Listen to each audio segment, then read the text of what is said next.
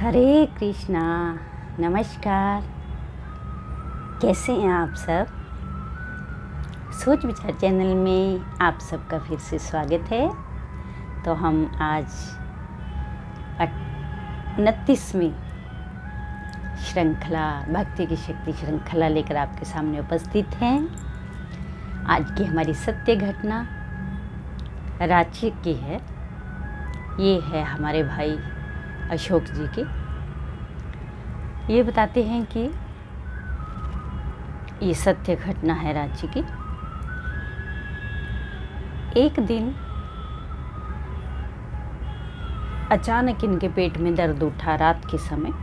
तो आसपास जो इनकी कार का ड्राइवर था उसको इन्होंने घर भेज दिया था और घर वाले कोई अभी इतना कोई बड़ा नहीं है घर में जो उसको बाहर भेजा जाए दवाई के लिए, तो इनको खुद ही जाना पड़ता। तो ये सोचने लगे आज तो मैंने ड्राइवर को भी जल्दी भेज दिया, अभी मेरे को पेट में इतना दर्द हो रहा है तो मेरे को दवाई लेने के लिए जो मेडिकल है वो उनके घर से कम 1.5-2 किलोमीटर की दूरी पर मेडिकल था, तो वहाँ जाना पड़ता। और ऊपर से बादल भी गरजने लग गए और बारिश भी शुरू हो गई। अब ये सोचने लगे कि मेरे तो पेट में बहुत ज़ोर से दर्द होने लगा, मैंने तो ऐसा कुछ खाया भी नहीं, तो फिर क्या हुआ? मतलब दर्द इतना हो रहा था कि उनको दवाई लेना ही पड़ा। तो वो दवाई लेने के लिए घर से निकले और रिक्शा देखते देखते बहुत दूर तक निकल गए, मगर रिक्शा नहीं उनको मिला। तो आधा किलोमीटर चले होंगे तो उनको एक शिव मंदिर दिखाई दिया, बहुत प्राचीन शिव मंदिर उनके घर के पास। तो वो मंदिर में क्या देखते हैं कि एक रिक्शा खड़ा है बाहर। तो उन्होंने इधर उधर देखा तो कोई दिखाई नहीं दिया कि कौन है, रिक्शे में कौन है, तो वो खड़े रहे। फिर उनका ध्यान मंदिर के अंदर गया, तो उन्होंने बोला जब तक कोई रिक्शे वाला दिखाई देता तब तक मैं माथा ही टेक लेता हूँ। तो वो मंदिर के जैसे अंदर गए तो देख रहे कि वो रिक्शे वाला भगवान से ऊंची ऊंची आवाज़ में प्रार्थना करा कि हे प्रभु, मैंने 3 दिन से कुछ भी नहीं खाया, 3 दिन से मुझे कोई सवारी नहीं मिली है और मुझे बहुत बुखार हो रहा, मेरे पास दवाई के भी पैसे नहीं हैं। आप मेरी कृपया मेरी हालत पे दया करें और मुझे मेरी मदद करें, आप मेरी मदद करें, मैं बहुत परेशान हूँ प्रभु, आप मेरी मदद करें। तो ये जो अशोक भाई हैं ये पीछे खड़ के सुन रहे थे। इन्होंने माथा टेका और रिक्शा वाले को बोला कि भाई ये रिक्शा आपका है? वो उसने सर हिलाया, हाँ मेरा है। उन्होंने बोला आप मेरे को मेडिकल स्टोर तक लेके चलोगे? तो उसने सिर हिला दिया, तो ये बैठ गए रिक्शे में अशोक भाई। तो ये मेडिकल स्टोर में गए और ये जब जा रहे थे तो सोचते रहे कि इसकी मदद करने के लिए क्या भगवान ने मेरे को चुना आज। अगर मेरे पेट में दर्द ना होता तो इतने अंधेरे में रात के 12-1 बजे के करीब मैं घर से ना निकलता और ये बारिश ना होती तो मैं मंदिर में नहीं आता। मंदिर बारिश से बचने के लिए भी वो मंदिर में चलो थोड़ा रुक जाता हूँ, और एक रिक्शा भी खड़ा हुआ है, क्या पता वो रिक्शा वाला भी आसपास हो, तो वो इस बहाने मंदिर में दर्शन भी कर लेता और रिक्शे वाले को भी देख लेता। तो आज मेरे को मंदिर में दर्शन भी किए और इसकी मतलब मदद के लिए ही शायद भगवान ने मुझे भेजा है। तो ऐसा सोच रहे थे कि देखो अपना अपना भाग्य है, इसने 3 दिन से बोल रहा है भगवान को कुछ नहीं खाया और बीमार भी 3 दिन से, और इसको कोई सवारी भी नहीं मिली। तो वो उसको मेडिकल में लेके जाते हैं, तो उसको बोलते हैं भाई तुम जाना मत, तुम यहीं रुको और तुम मेरे को वापस जहाँ से मैं आया हूँ वहीं पे आप मुझे छोड़ देना। तो रिक्शे वाला बोलता है ठीक है साहब, आप जाओ दवाई ले आओ, मैं यहीं बैठता हूँ। तो उन्होंने दवाई ली और उसके लिए भी दवाई ले ली क्योंकि उसको बहुत तेज़ बुखार हो रहा था। तो उन्होंने अपनी भी दवाई ली और उसकी भी दवाई ली। फिर उन्होंने रिक्शे में आए, बैठे और बोला कि भाई ज़रा थोड़ा आगे और रिक्शा लेके चलते हैं, मेरे को थोड़ा खाना भी पैक करवाना। उन्होंने बोला हाँ भाई चलो। तो रेस्टोरेंट था उधर, वो रेस्टोरेंट में गए तो खाना पैक करवाया। तो जब खाना पैक करवाने गए तो उन्होंने सोचा कि छोले भटूरे पैक करवा लेता हूँ इसके लिए। तो उन्होंने बाकी चीज़ें तो खाते ही रहते, छोले भटूरे आज पैक करवा लेता हूँ। तो उन्होंने अपने लिए भी पैक करवा लिए और उसके लिए भी पैक करवा लिए। तो और लिफाफे के अंदर कुछ पैसे, दवाई और वो छोले भटूरे, वो सब एक पैकेट बनाया और रिक्शे में बैठ गए और चल दिए। अब जाते जाते उन्होंने रिक्शे वाले को बोला कि मेरे को वहीं छोड़ देना जहाँ मैं शिव मंदिर के पास चढ़ा था। तो वो पहुँचे, तो जब वो उतरने लगे, तो जब वो उतरे तो उन्होंने उसको उसका जो भी रिक्शे का किराया वो दिया और वो पैकेट दिया और बोला कि तुम्हें 3 दिन से बुखार है, मैंने तुम्हारी अंदर प्रार्थना सुनी है जो तुम भगवान को बोल रहे थे, तो ये लो, इसमें दवाई है, एक दवाई अभी, एक डोज़ अभी ले लेना और सुबह और शाम ले लेना, और ये छोले भटूरे हैं और तुम इनको खा लो, और इसके अंदर कुछ पैसे रखे हैं, उससे तुम अपना थोड़ा काम चला लेना। तो वो बोला कि आपको कैसे पता कि आज मेरा इतने दिनों से मेरा छोले भटूरे खाने का ही मन कर रहा था।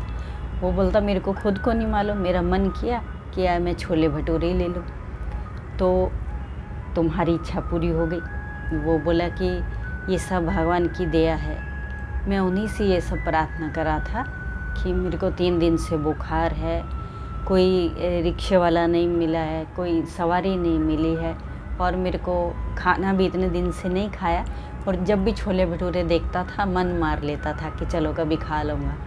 तो आज मेरी जो प्रार्थना है वो ठाकुर जी ने स्वीकार की। भोलेनाथ का मंदिर था, महादेव ने स्वीकार की, महादेव ने स्वयं आपको मेरे सामने भेजा और मेरी रक्षा की आपने आकर। मेरे को बुखार इतना था कि मैं खड़ा नहीं हो पा रहा था, फिर भी मैंने शक्ति दी भगवान ने मुझे, तो मैंने रिक्शा चलाया और आपको छोड़ा, और आपने जो मेरी इतनी दया भाव दिखाकर जो मेरी मदद की है उसके लिए मैं आपको धन्यवाद देता हूँ। इतना बोल के वो रिक्शे वाला चला गया। फिर अशोक भाई बताते कि मैं ये सोचता रहा कि अपने भक्तों की रक्षा करने के लिए भगवान स्वयं तो नहीं आते, लेकिन किसी न किसी को ज़रिया बना के ज़रूर भेजते हैं। हम जब भी भगवान को सच्चे दिल से प्रार्थना करते हैं, हर बुरी विपत्ति में, बुरे समय में ईश्वर को याद करते हैं, तो वो भले स्वयं नहीं आते हैं, मगर वो अपना ही कोई ना कोई भगत, अपना ही कोई ना कोई रूप बनाकर हमारे लिए ज़रूर भेजते हैं, ताकि हमारे ऊपर वो जो संकट की घड़ी जो है वो टल जाए, और भक्तों का भगवान के ऊपर जो विश्वास है वो हमेशा के लिए बना रहे। तो ये अशोक भाई बताते हैं कि अगर उस रात मेरे पेट में दर्द ना होता तो शायद मैं मंदिर में ना जाता, और भगवान इसकी जो ये प्रार्थना कर रहा था वो स्वीकार ना करते, तो कोई ना कोई ज़रिया बना के भगवान मेरे पेट में दर्द करवा के मेरे को ज़रिया बना के अपने भक्त की रक्षा करते हैं।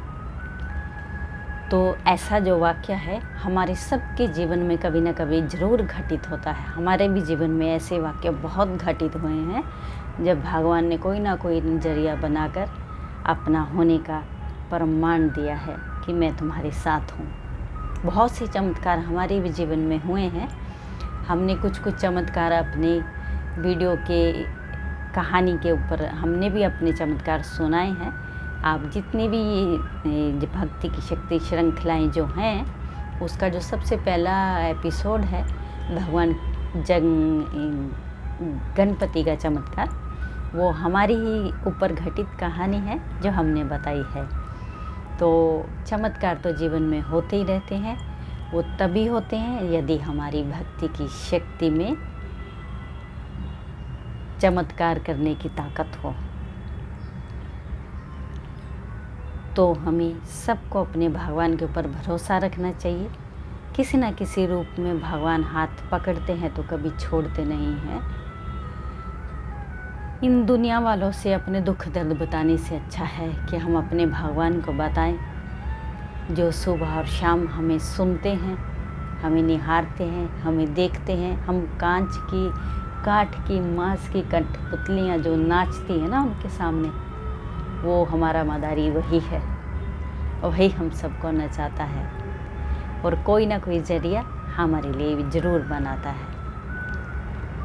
तो ये अशोक भाई की जो कहानी है, ये मुझे भी बहुत मन को इसने प्रेरित किया, बहुत मन को झंझोड़ा मेरे भी, कि ईश्वर किसी न किसी की रक्षा किसी न किसी ज़रिए से ज़रूर करते हैं, सबकी मदद करते हैं किसी न किसी ज़रिए से।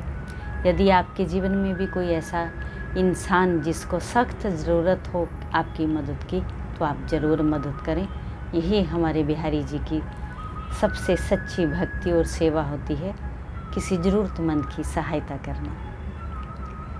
अपने भगवान के ऊपर अटूट विश्वास रखें, उनके साथ हमेशा जुड़े रहें, हमारे साथ भी जुड़े रहें और हमें प्रोत्साहन देते रहें, ताकि हम आपके लिए सत्य घटना लेकर उपस्थित होते रहें।